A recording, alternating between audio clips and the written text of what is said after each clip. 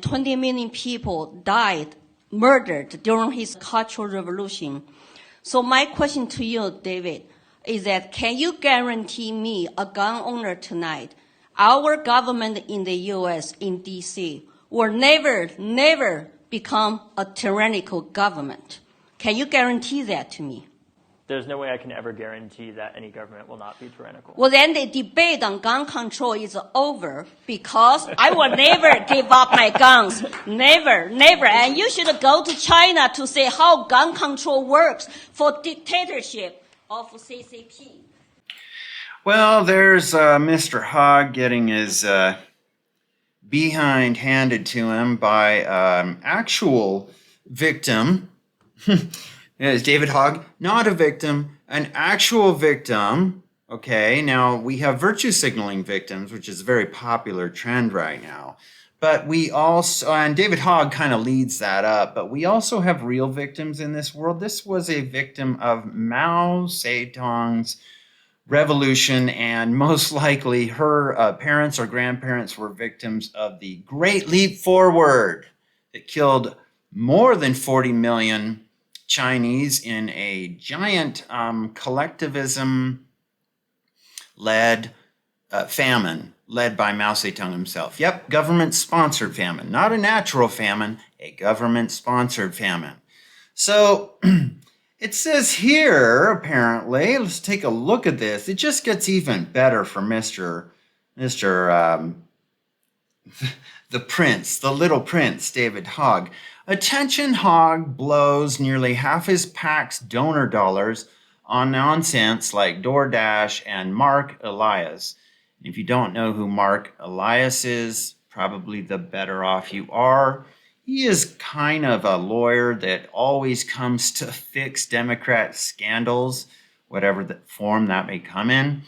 So David Hogg, as I said, the Little Prince of gun control, launched a new PAC last year to elect leftists. Where's the money going? Well, PACs have to reveal their funding publicly, so it's easy to find out. So David Hogg has built his fame and fortune on the manipulation and exploitation of tragedy. He turned surviving the devastating Parkland school shootings, which, yes, were tragic, but this is what makes it more tragic. He turned these shootings into an attention-soaked role as one of the left's more insufferable activists.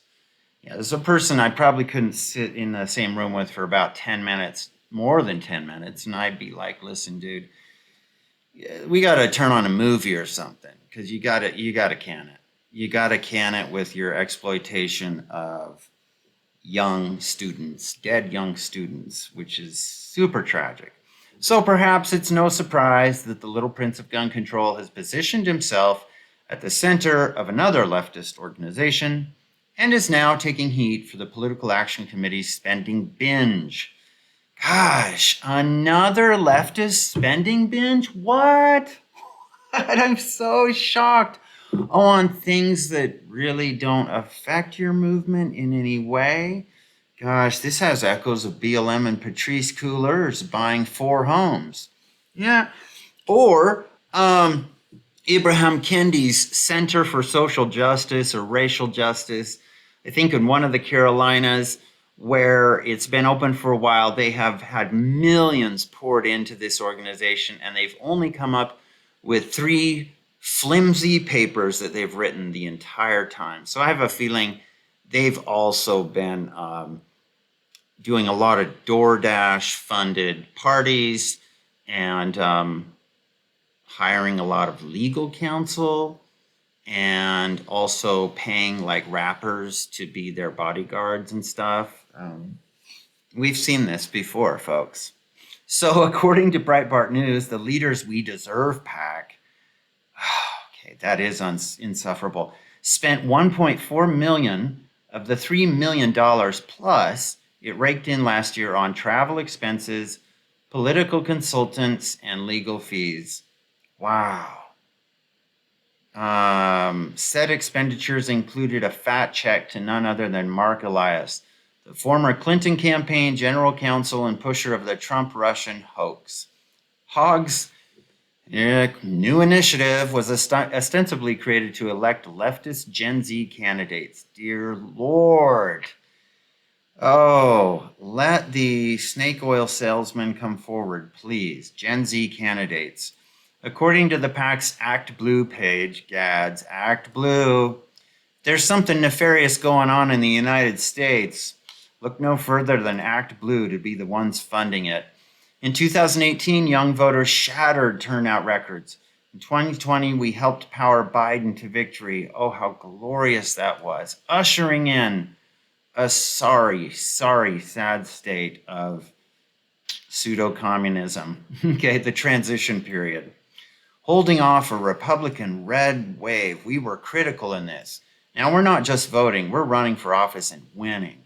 We need to elect more young, fearless progressives to Congress and state legislatures, and leaders we deserve is here to make that happen. Snooze-o-rama. It appears the quest to elect young, fearless progressives is second to underwriting Hogg's travel itinerary and fattening Elias's wallet. The PAC spent $263,000 on Generation Z campaigns, combined with donations to other Democratic Party committees and groups, and instead spent more than $1.4 million on disbursements to themselves for payroll and to political consulting firms and legal fees. In addition to travel and entertainment expenses like hotels, flights, and meals, according to its filings with the Federal Election Commission. Again, public information, publicly available. Hogg's group paid out more than $83,000 in legal fees to the dreaded Elias group, according to Breitbart. Known in political circles as the fixer of Democrat scandals, Mark Elias served as a lawyer for Hillary Clinton's 2016 presidential campaign that failed and the Democratic National Committee. He tapped Fusion GPS, which compiled the phony dossier used by Democrats to falsely accuse then President Donald Trump's campaign of colluding with Russian government operatives. Thank you, Adam Schiff, for pushing that, 25 times on NPR, 25 cameos on NPR. Yeah, that was you, bud. Oh, on The View, too. Showed up on The View a lot. Gosh, what a solid news organization, The View. Of course, corporate media gushed over attention Hogg's new Blue Youth Movement, and the spotlight seeker delivered in requisite hatred for Republicans, particularly Donald Trump. Oh, here he is. Informing the masses. Thank you, David Hogg.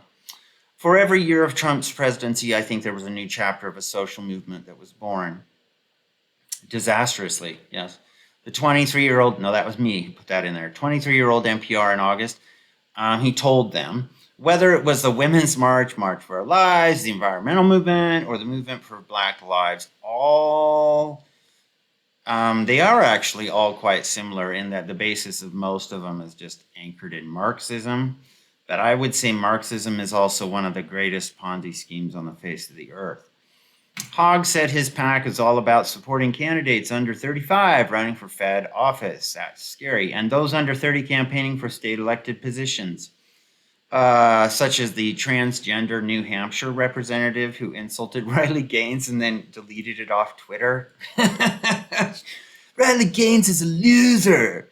And then I'm like, well, I don't know who's the loser. You're the dude who dresses up like a woman.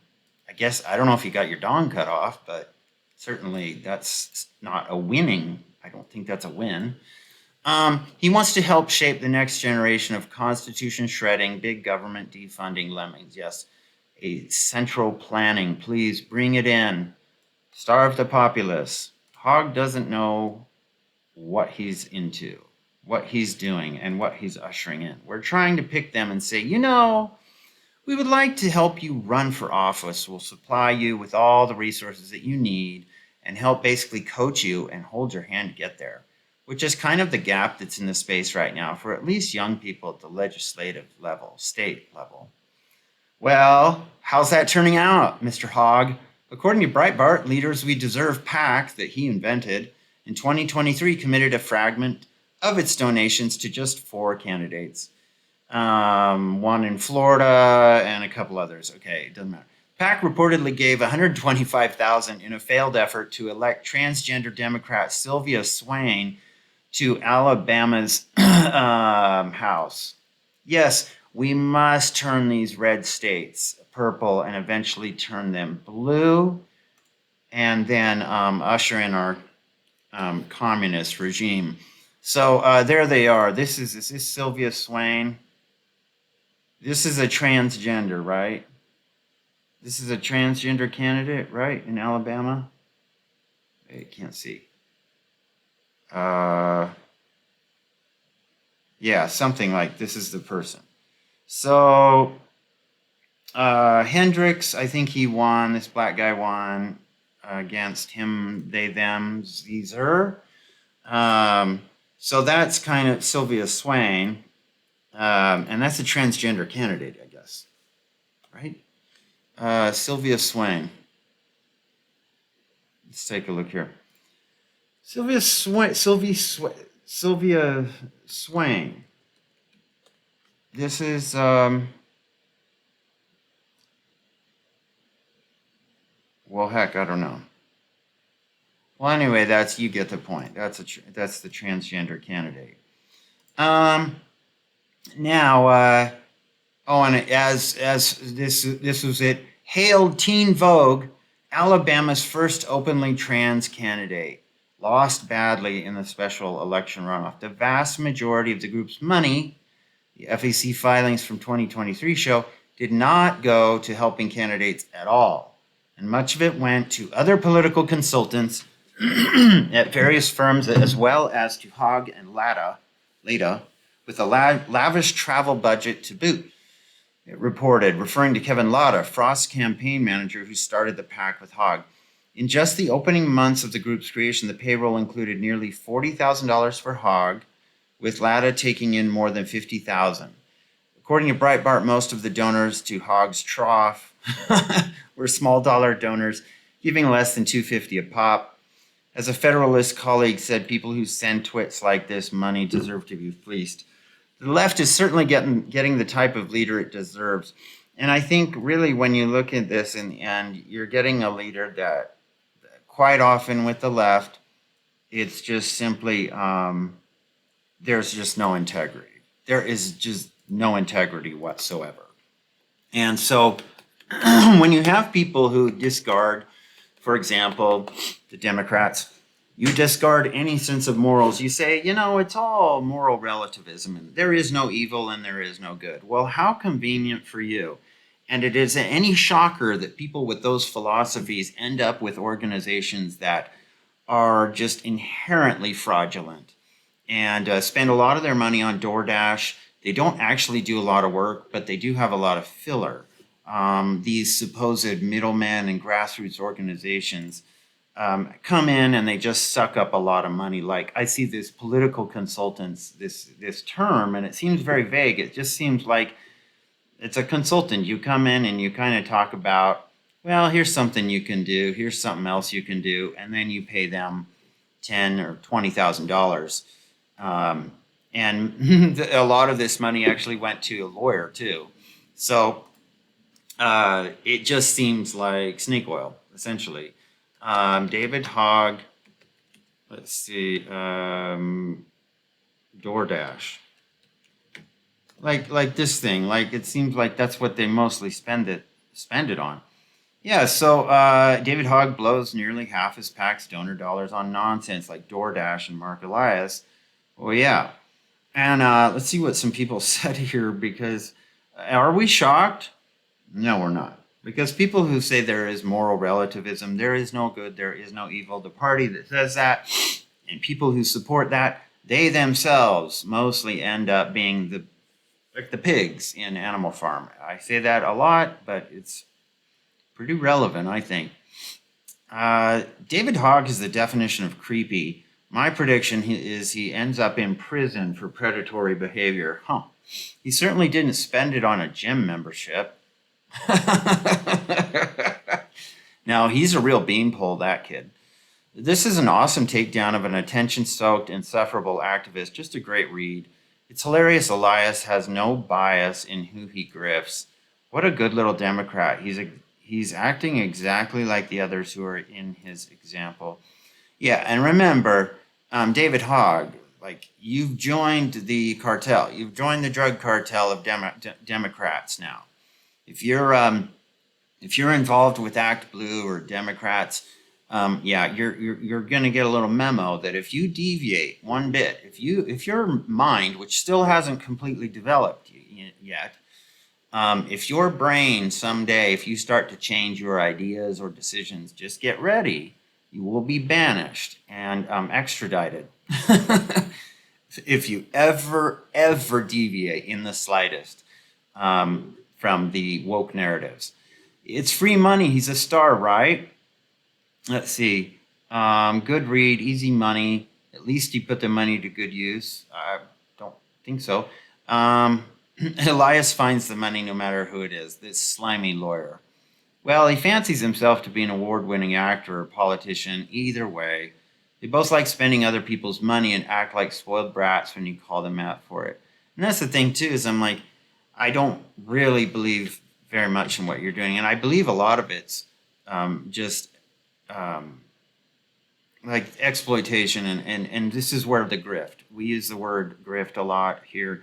Grift means, when I say something about that, like about somebody doing that, that's you're riding on the backs of like victims or perceived victims to make money for yourself and to get rich and to get comfortable.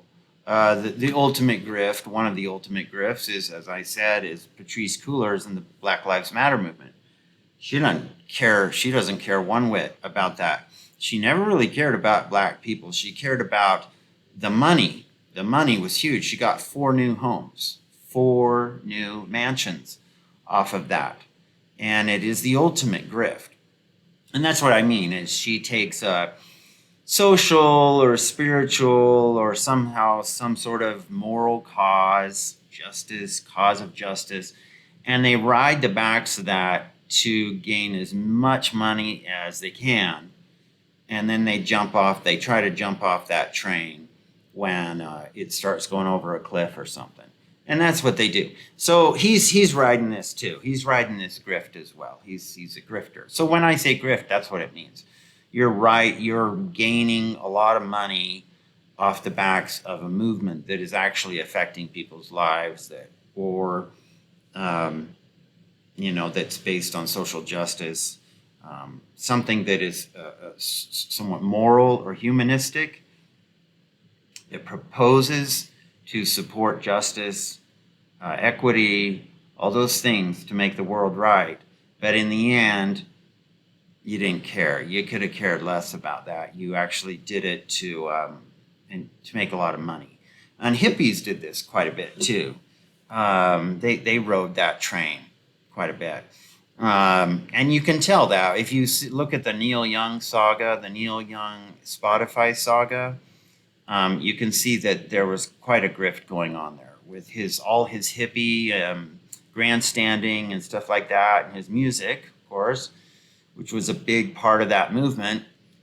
He is the man of the system. He actually is the man now.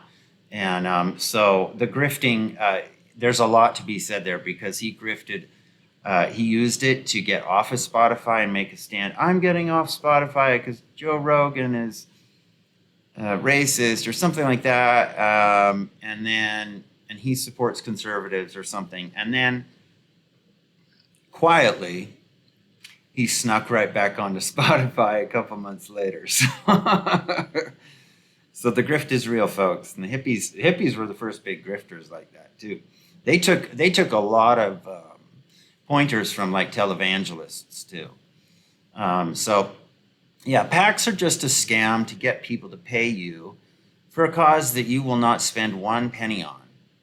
He is replacing Adam Schiff as the pencil neck icon. Hog blows. That's funny. Did anyone really expect any different from this weird little grifter freak? Continues to benefit from the murders of his classmates. That's probably the truest statement. Did Harry Sisson get any PACs money? I'm sure he does. Might want to get some dumbbells. Typical Gen Zer. Yeah, so anyway, let me know what you think on that. David Hogg's just having the time of his life, and he's still getting his ass handed to him. This master of American history. I studied 4 years of American history. Yeah, through one lens only. You didn't get a complete education. So anyway, that's enough of the Hogster for this week. He'll be back because he needs his grift. So he'll be back to shill something else with his snake oil. He'll be pulling around to your village in his wagon to sell something else. With his top hat and spats, he's coming back. So anyway, thanks for watching, folks, and I'll talk to you later. Bye.